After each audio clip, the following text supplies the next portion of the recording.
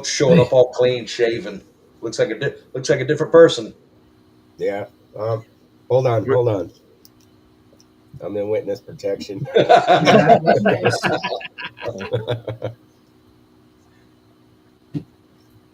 Yeah, I just decided, hey, time to go with something new for a little bit. Yeah. Well, coach, at least it's not like the situation I have. If I grow mine out, it's all white, so it's like shave it all off. Hey, Yeah, so what? mine's salt and pepper. I hadn't accepted When it first right? started getting some white in it, so I had every once in a while I'd have like a lighter strand, almost an auburn or a blonde, and but it would be far and few, and those are the ones that went gray first. So when anybody would say, "Coach, you got gray hairs on your goatee," and I'm like, "They ain't gray. I'm going blonde. Going blonde." And then as it got more salt and pepper, a couple of the kids on the football team were like, "So you going blonde, coach? You a blondie today?" And I'm like, "You know what? Shut up." Right. Hey, just tell them keep living. That's all. Yeah.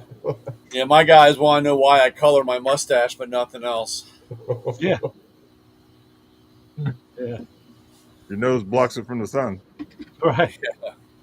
They say, "Why don't you color the rest of your hair? Why do you only color your mustache?" I said, "Dude, I said, unfortunately, the gray's starting to come in on the mustache." Yeah, me too. But I started out gray when I was 9. I started getting gray. 9. 9? Really? Wow. My wife too. Yeah. And man, I started getting gray in 9, 10 years old. And that's why, like I said, when the time came to buy alcohol, nobody carded me. You're good. I was seasoned. I was aged a little. Yep. Except for the wife time that I was carded standing there and remember back in the day when they sold wine in boxes, They still do. and I got my 2 6-packs up on the counter, and all of a sudden the stump of 2 things of red wine, comes up on the counter. And I kind of looked over, and with my orthodontist, my orthodontist kind of looked over at me. I looked at him, and I was like, "Oh shit, I'm busted."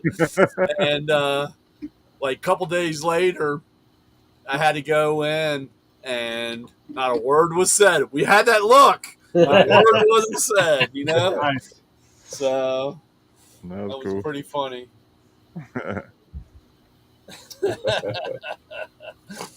Yeah. So here in Ohio, I don't know if you guys have them in your states, but we have drive-throughs where you can buy liquor and Yeah, and we wine and had stuff. one. We Yeah. had one. It's closed. It's still there.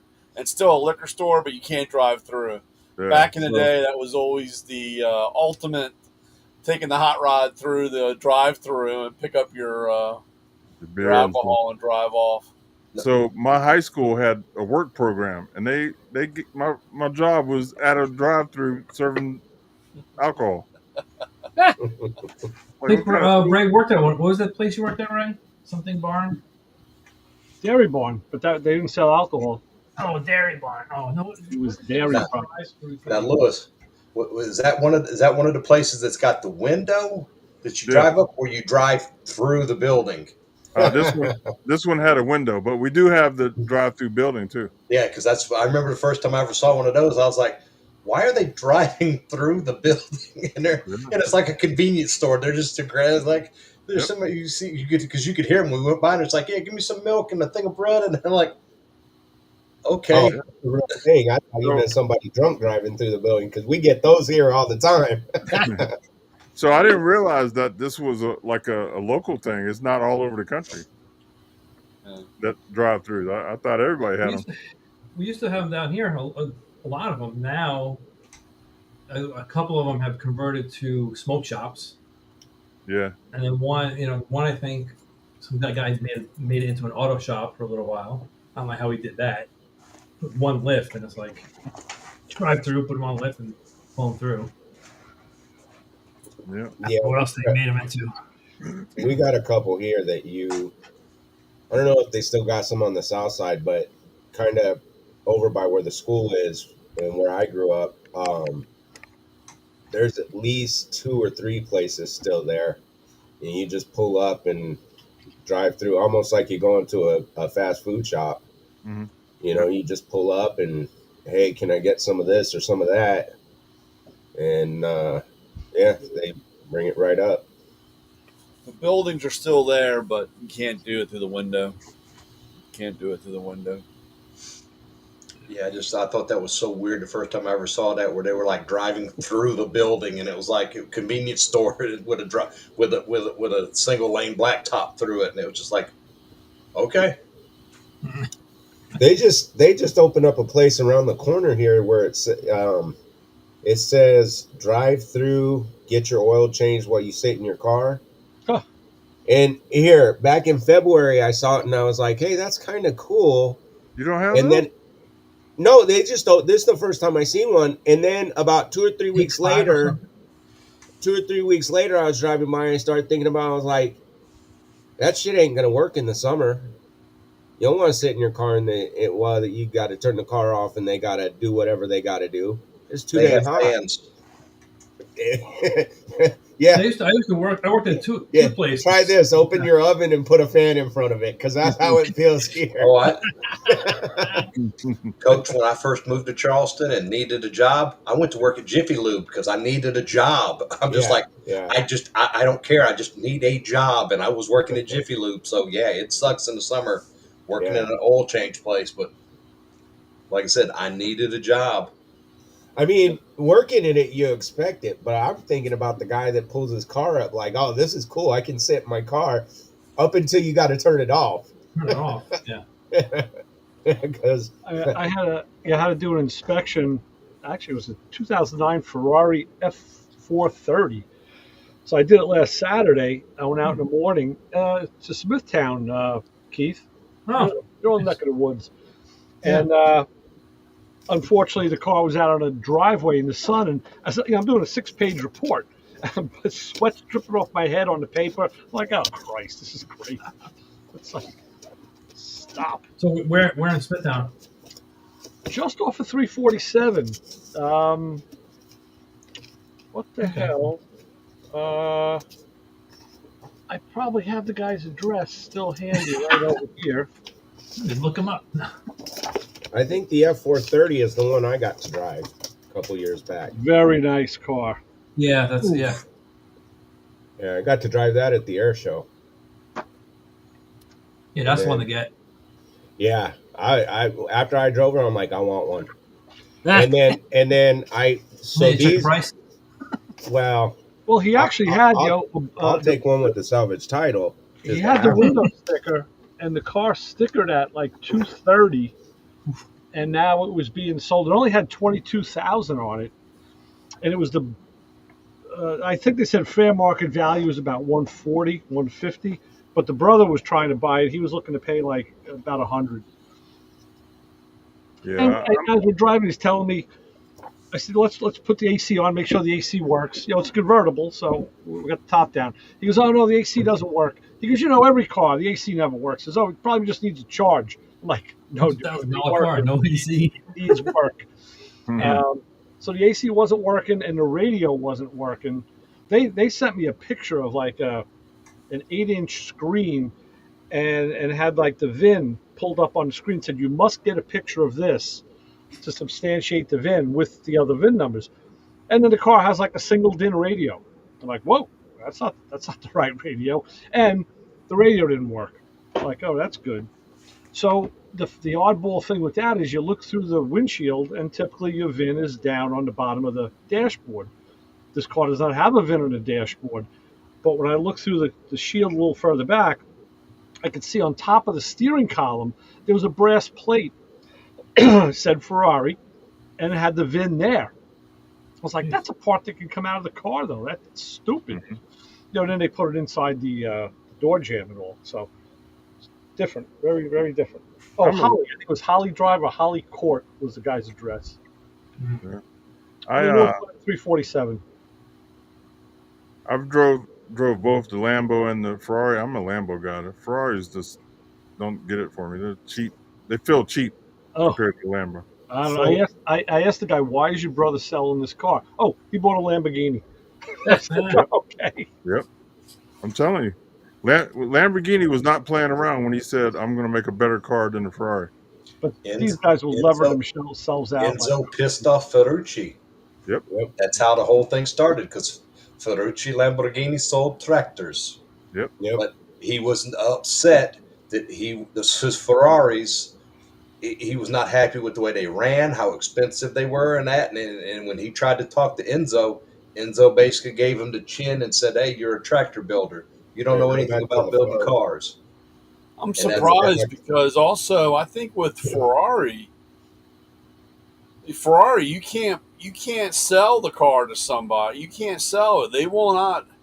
You can't buy a car. You have to.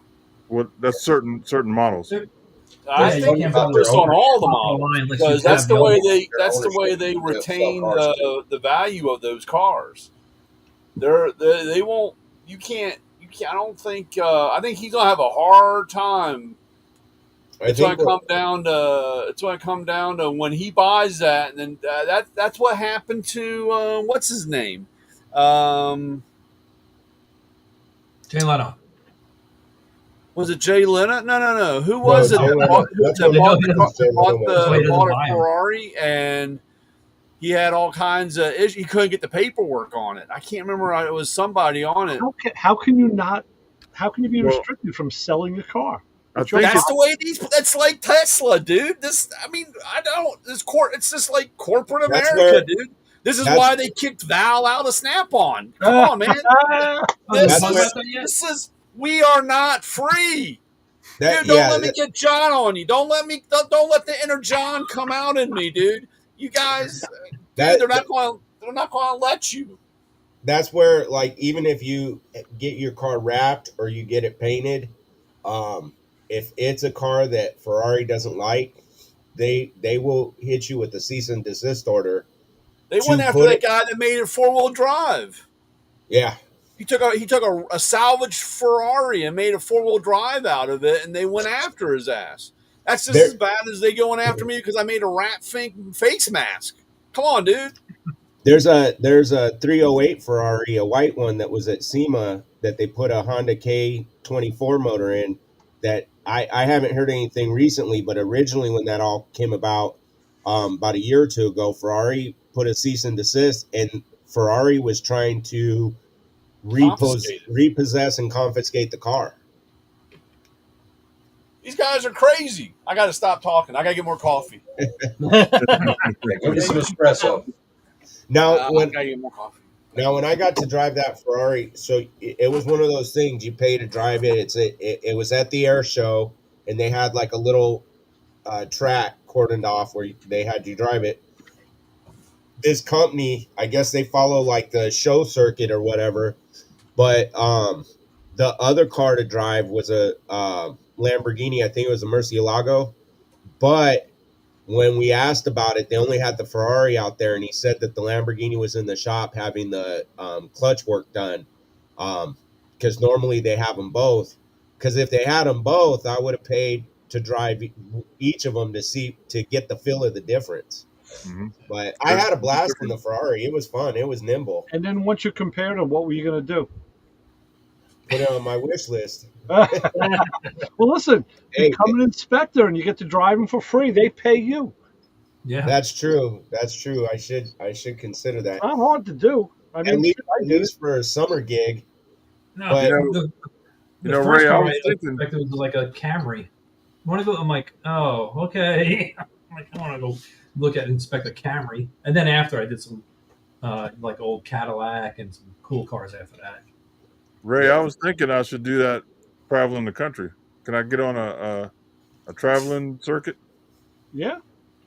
that would be a good gig. Well, I could put you in touch with the company. They're out of Connecticut. I mean, they have. I asked her. I said, "Listen, if once I relocate, I said I'm going to go down south." I said, "You have any work for me?" She goes, "Oh, sure. Well, I'll work for you down there. No problem." I'm like, "Okay, good." I said, "Because it's I mean, I'm not breaking the bank here. It's not like they pay me a lot of money, but Right. uh, it's it's good pocket money anyway. So Yeah. Send me the info. it's yeah, like Lewis. It's like when I was when I was in Vegas. You know, at the one big truck stop there in Vegas, Hmm. across because it's across the street from the track, Hmm. and they've got that exotic rentals Mhm. has got an office there where the same thing like what Coach was saying. You can go in there and you can drive a Ferrari or a Lamborghini or a Porsche or whatever because they've got the exotics and they'll take you out and ride your show you the course, ride you around a little bit, and then all right, your turn, and you get to drive them on the course. I got a friend in New York City that has a rental company, high end rental company. Just Ferraris and Lambos and Audis, everything. R8s. Yeah, they got something because I've seen it out here. Like I've seen it advertised like on Facebook or on different platforms that they got something that I guess every other year it comes through and up at the Firebird Raceway up in Phoenix. Um, they have a handful of cars like you can rent a Porsche GT3. Um, there's a couple Lamborghini options, a couple Ferrari options. In the Ferraris, it's like the 430s, 360, somewhere around that range. The older ones. I forget the other cars they have, but they have like a selection that you can basically rent. You go through their course for them to, I guess, qualify you to be able to drive it, to run it, and you go out on that track with an instructor, with one of their people. But yeah, you go out on the track and they let you open it up a little bit. But that's also the same area or the same track where the Bondurant School of Racing was. They since he passed away, the family I guess either renamed it or sold it. The racing school is still up there. It's just it goes by a different name now. so I think Isaac, they sold last it. last fall I got to do a GT4. Nice. Very For you mean for the inspections? yeah, yeah. Oh, nice. Very nice. Another convertible. Yeah, nice car. Yeah.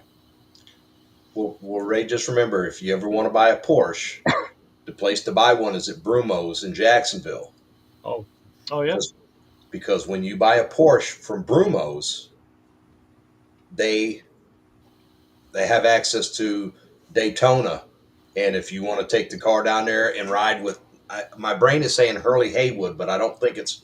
I can't remember if he was the one who. I think you're right.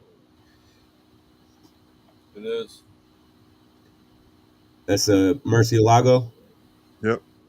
Me and my daughter. That's beautiful. Because when I had a family or by marriage family member that had bought when they were brand new Boxster S's when they first came out with them, he went down there and traded in his, what was it, a not 356, the 956, or no excuse me, 968 I think it was. Yeah, he wasn't going to trade the 959 in. Yeah, no. No. It was what the 944 ultimately. The 968. 968. 968. It was I drove it. It was a nice car. I mean, 6 Yeah, speed. he should have kept the 968 because the Boxer S was nothing compared to and the value of you don't even see a 968 today. I know where one's sitting and I'm trying to get. Little Right. old lady has it. And, Oh no. This guy didn't even like to really drive cars. Yeah. And it's like, well, why did you buy a Porsche or why did you buy something like that? It's a driver's car, and I guess he just thought it was a status symbol. But Yeah, that's it. no, I mean, he had a convertible 968. It was a nice car. I mean, 6-speed, 3-liter. I mean, it ran pretty Big good for what it four-cylinder. was.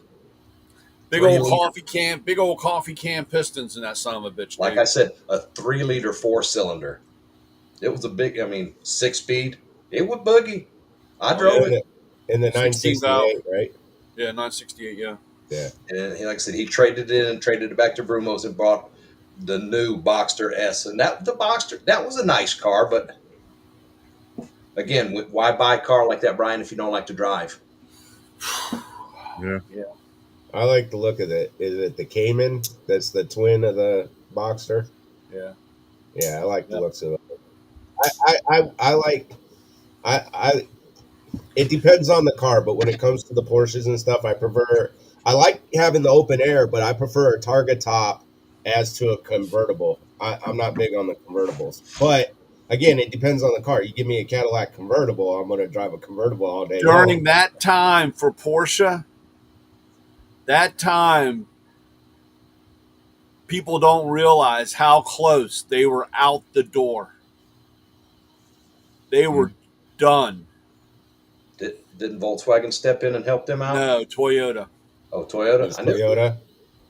Yep. Well, If it wasn't for Toyota, there would be. And I know I'm like, if anybody's really listening and we're live, I probably get all kinds of shit. But Oh. dude, I'm telling you, they were done. I was in training during that time, and those guys were telling me how bad it was, and that it's hard to believe in 20 years where they are today and where they were, and where they were almost. Wow. Unbelievable.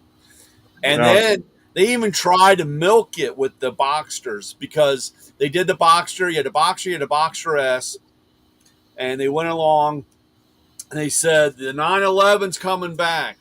And people were paying extra, whatever it was, $15,000. And it was a Boxster with, a Boxster with 911 decal on it. What do they call that? A 993 or something like that? No. That's when they brought back the 911. They brought it back. The 99. That's when you get into all the crazy, what would that be? It'll be like 967. It's whatever the model year is. That's where they got the number or from. something like that, or whatever. They got some strange. You got to look at what the architectural, or not the architectural, but the design pattern. When they drew that, that's what it was. Because back in the day, even when the very beginning, Saab was trying to sue because they couldn't have the 911. Because it was the original plans for the 911 was 901, and Saab had something with the 901, or had something with that. All their cars were something something. Yeah, and so they went round and round and tried to sue and went after and all kinds of shit. So that's when they came up with the 911. But if you look on a 911 and you look at the part number, all the part numbers are 901, because that's what the design pattern was when they were doing. That's what it was. So that carried on. And then when they, like I said, when they came out with the 944, the 951, the 968, or you get into all the different 911s, they had a really hard time, because when they tried to change the name in '89 to Carrera, which was a 911 Carrera, they wanted to just call it the Carrera. And they had a hard time because people were upset that it no longer had 911 on the back of it. So that's why they still had to go back to that, because they tried multiple times changing that name, to change it to a name. Yeah. Instead of a number. All right, guys, time for me to bail out of here. Okay, All right, Jim. Take care, Jim. Take care, guys. All right, have a good week. Be safe. Stay dry. Brian, Hey, I can Lewis, remember when. I sent you a message, Lewis. Did you see it? No. Brian, I can remember when Volkswagen brought out the Phaeton.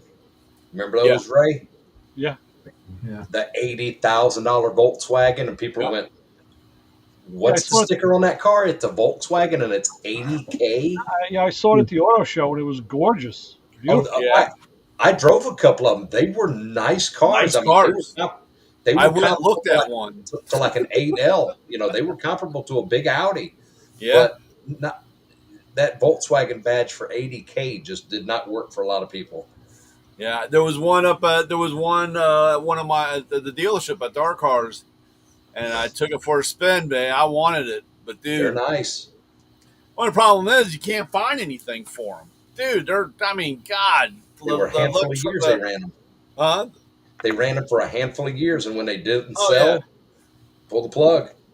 The vents the vents folded up in the dash. You didn't like you looked. There was like no vents in the car. There was no. Wow. And you turned the air conditioner on. They moved. And I mean, it was crazy shit, dude. The Typical info- German, super over engineered, dude. The infotainment rolled out and everything. It was nuts. Yeah. Nice coffee cup, Ray. It's from the Great Smoky Mountains. Got this in probably in Sevierville. Absolutely. Yeah, it's crazy. Those, but man, it's amazing. It's absolutely amazing how far in or how deep Porsche was of going under. If you guys want to read some interesting stuff, look up HR 4117. That's in the pipeline. They're trying to get pushed through or try to get signed into law. Lewis, you want me to send them a link? I'm just following HR 38. That's what I'm interested in. I just sent it to him in Facebook. Okay. Which one is that, Ray? National Reciprocity. HR 4117, I believe it is. Yeah. Is The the one where emissions. they basically where they do away with emission standards on cars and diesels and EP or DEF systems and all that. They pretty much make that just because it's such a financial burden on the cost of the car, the life of the car, trying to upkeep. It's just it's extremely expensive, and it's an unnecessary cost. Okay. HR 4117 is the Fuel Emissions Freedom Act. That's it. And it is in the first session of Congress. Let's see, in the House of Representatives, June 24th, 25. So it's in there now. Okay. So then what does that mean? You just get to rip all the DEF stuff out? Now, you Bypass it? can't rip it out. Well, Yeah, that's good. You had to have it reprogrammed. You had to have your computer because if you try to rip it out, the thing won't run. That's like I said, my truck's fighting itself the whole time. It's fighting itself because it's got to try to run at an optimum temperature, optimal, or it's running. So, and like I said, if you try to bypass anything without reprogramming the computer, it's not going to run. I would say, Keith, is just Google HR 4117. You'll pull it right up, and it's there's not very long. No, there's 5 facts that Congress found, and then they have the issues from the repeal, and it's pretty interesting. And one of the guys was saying is, he goes, because they're talking about potentially change, how they would like to get a good piece of legislation and then monkey with it. And the guy was saying, look, and listen, if we think if they want to do something, what they should do is basically sunset or time limit the emission standards or the emissions equipment. Meaning, okay, you got, say, 100,000 miles on the car, and all of a sudden you're within mechanical limits, and it's no longer feasible to try to sit there and keep updating and maintaining the system that federal government's not enforcing smog, as well as some of that stuff in the quote big beautiful bill. They were talking away with getting rid of oxygenated fuels, California specific or boutique blends, as they like to call it, where certain states, California, Washington, and all these have their own fuel. They're talking about getting rid of all of that crap. Going Good. Summer blend, winter blend. There you go. Everybody gets the same gasoline like it used to be. Excellent. Mm-hmm. So, on another note, let me show you something. Brian already got the skinny on this. Talk about tools for a minute. This here is my Mac. It's a Mac ratchet wrench. That's the one you was talking about. Yep, it's a great wrench. I have a set of them, and they reverse. They get into good places. So, on the 13 millimeter side, I went to use it the other day, and the reverse doesn't want to reverse. All the other ones are nice and easy. Even at the 11 on this side, reverse is easy. The 13, man, it doesn't want to move. I soaked it. It's fully sealed. Didn't help. So I got in touch with Mac on Brian's recommendation, and they this was back in June. They put out a case. One guy called me back, says, "Listen, that wrench set has been discontinued," which is ironic because the ratchet set that I had bought, when one of the ratchets broke and I wanted to warranty it, they said, no, the ratchet set is discontinued. It wasn't even in their catalog anymore. So they gave me a credit. The credit led me to buying this set of wrenches. So now he says, well, they're discontinued, but since it's a lifetime warranty item, we may be able to help you out. So now I haven't heard back since June. I call them the other day, get lost in their maze. Couldn't get him. I called today and I get the guy. Well, because 2 days ago, in the mail, shows up this. It's What? it's a Lang 11 and 13 millimeter ratchet to replace this. That's a little Yeah, short. from 1982. And this reminds me of this, which is, Yeah. Ugh. This is horrible. Yeah. 12 teeth. And this is a snap-on ratchet, by the way. So I call back. I get a guy on the phone today, and I said, listen, dude, what's going on? I said, they sent me this. And he says, well, let me do a little digging. He goes, you got the part number? Sure. I'll give you the part number for the tool and for the set. I got it all. He goes, now the tool's fine. He goes, well, that's been discontinued. I said, yeah, I know. But, they said it was lifetime warranty, so you'd be able to do something. Well, yeah, so the closest we could get is that Lang. I was like, that ain't the closest thing out there to this ratchet. Yeah. But so I said, so basically, like, that's it, right? I said, no amount of phone calling. I mean, you do realize that this new one won't fit in my wrench rail because it's shorter. And, I do have the full set. And he goes, yeah, I feel bad. I feel bad for you, but, this is what we got. So I didn't see any value in arguing with the guy. I mean, he was just doing his job. So I said, okay. You should have told him my Harbor Freight icon is still working. Dude, off the record, yeah. So that's what you get. Did you guys talk about the valve thing and Snap-on? Did we talk about that? No. Well, Brian mentioned it briefly, but we didn't get into it. She is no longer a Snap-on dealer. She's going to be that's what I was going to ask Brian. So how do you be an independent and you can still sell Snap-on stuff? Well, he can't talk about it. Well, I'll tell you what I know. Oh, wait. Why don't we just break the live? You can do that. Yeah, okay. Okay, yeah, so wait a minute. Yeah, she's talking about it. She's saying stuff. Yeah. And okay, everybody, thanks for coming on the show tonight. And we do this every Thursday night at 9 o'clock Eastern time. So tell everybody to come hang out with us. If you have any car questions or any automotive stuff you want to share, please feel free to reach out to us. Thanks, everybody, and good night.